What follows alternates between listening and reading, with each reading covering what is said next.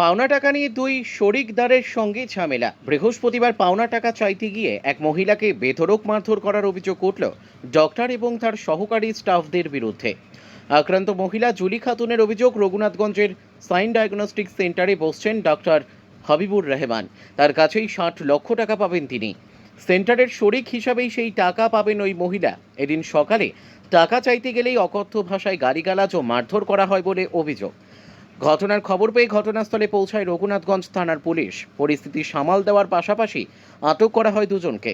টাকা চাওয়া ও গন্ডগোলকে কেন্দ্র করে ব্যাপক চাঞ্চল্যের সৃষ্টি হয় এলাকা জুড়ে।